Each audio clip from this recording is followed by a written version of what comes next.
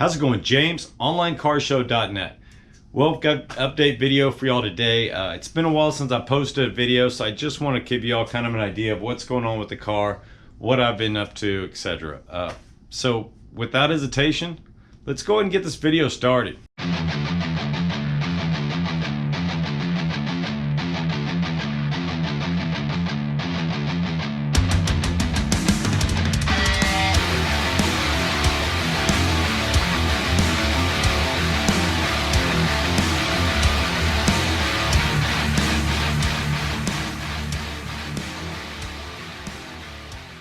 All right, well, as I mentioned, it's been a while since I've done videos for you guys, and I do apologize for that. Just kind of been the way it is lately. Been concentrated on work and other things, and YouTube videos are kind of falling to the wayside, but I am changing that, and y'all are going to have a bunch more content coming your way. Just to give you some quick updates on what's in store. The car's down, as you can see right now. Didn't even have a front bumper. So we are working on it. I'm giving you an update here about what's going on there. I did also reach out to Petrobox. I've got more Petroboxes on the way. I've missed those their monthly mystery box and car stuff, and it just had some really cool stuff on it I didn't even know was out there. And he does a really good job of putting these boxes together, the mystery boxes.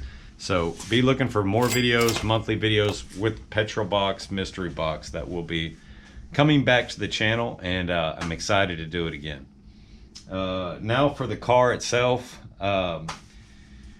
we've kind of been doing upgrades, and this has started from my intercooler pump basically not working. I don't know what caused it. It was kind of sporadic at first, and then it just nothing at all. I couldn't get it going. So at first I thought it was an airlock problem, but as time went on, I think the problem is elsewhere, and I've actually located, I think, what's going on. First off, these cars can be very picky as far as what battery you put inside of them. I know a lot of people in the forums, a lot of y'all probably hit me up on the comments about the gel batteries. I think the yellow top one, Optima battery.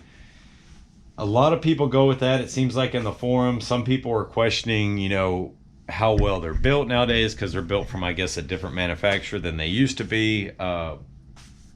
And so I've kind of heard mixed things about the Optima batteries. I know a lot of people swear by them.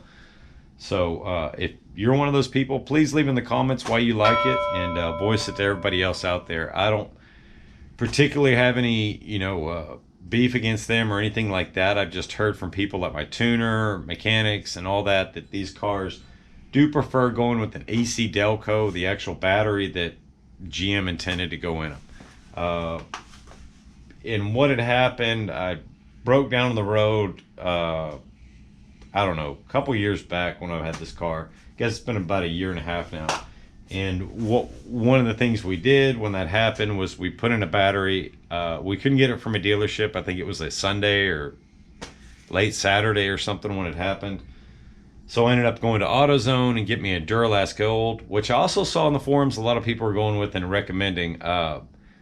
But one of the things with these cars and why it's so picky is what this car will do, and a lot of cars from GM in this era will do, is if they don't have enough battery power to run the entire car, whether it be, amps, voltage, I'm not sure which one, I'm guessing it's voltage, but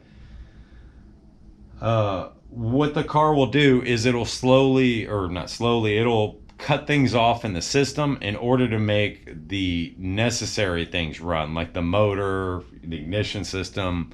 It'll cut things off like traction control, your suspension management, the intercooler pump.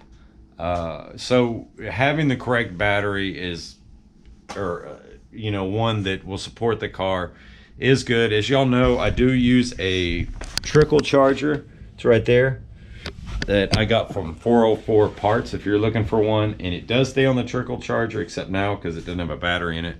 It does stay on the trickle charger usually any time that I'm not driving it for more than a 24-hour period. I try to keep it on the trickle charger, so it's not a battery issue. I've taken very good care of it.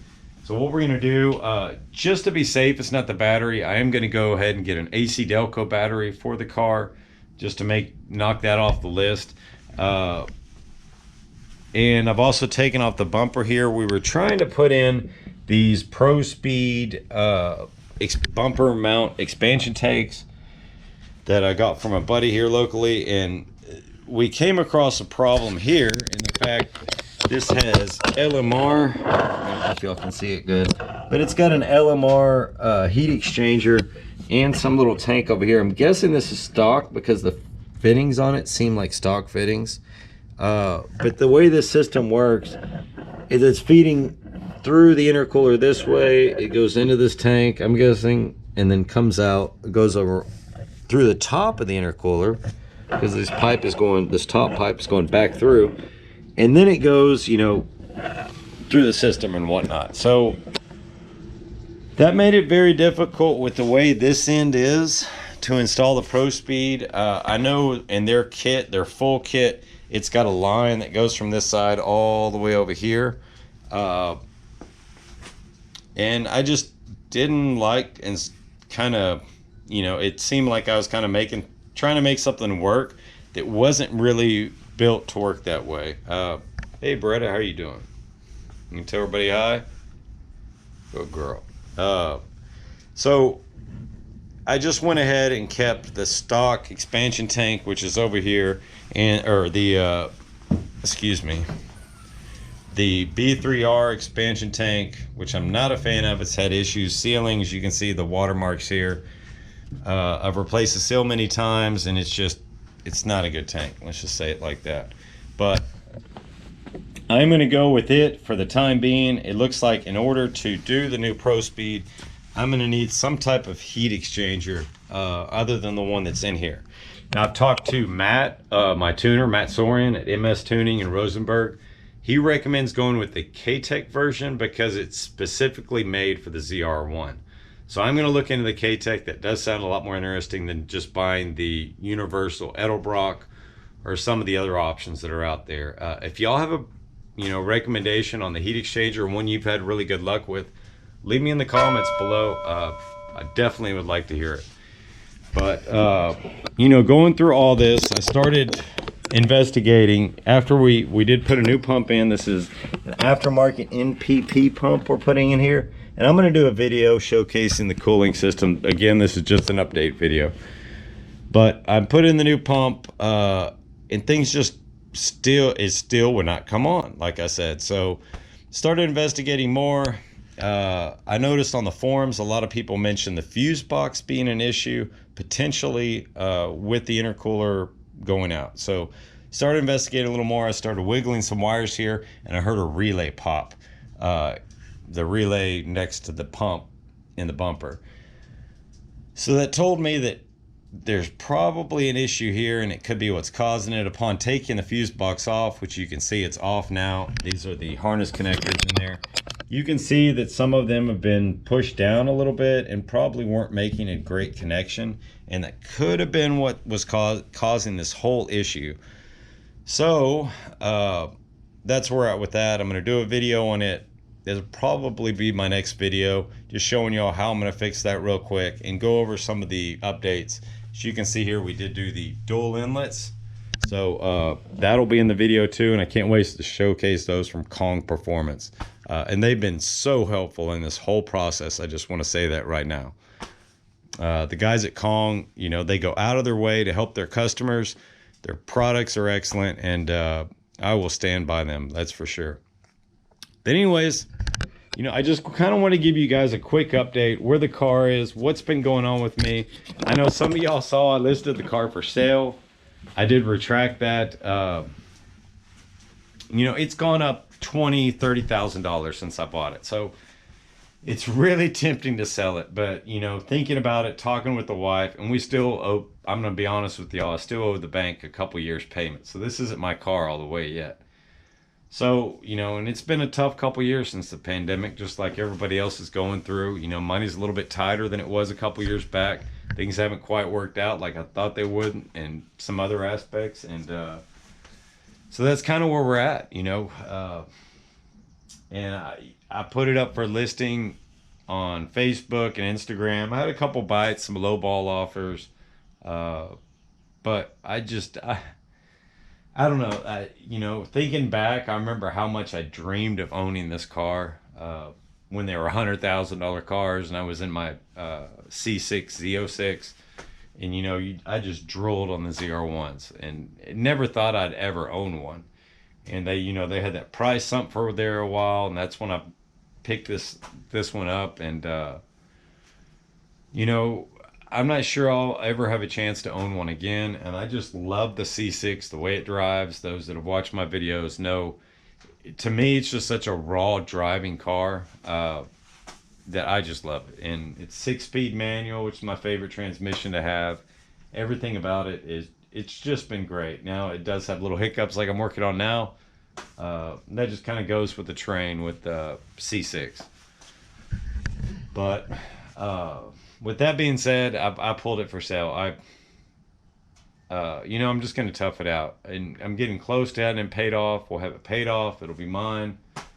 And then, you know, if I want to get me a 1969 Corvette project car, I'll just, you know, find me a barn find or something like that. It needs a little bit of work. And we'll go from there. But as of right now, I'm not planning on selling this car. I don't think I can do it.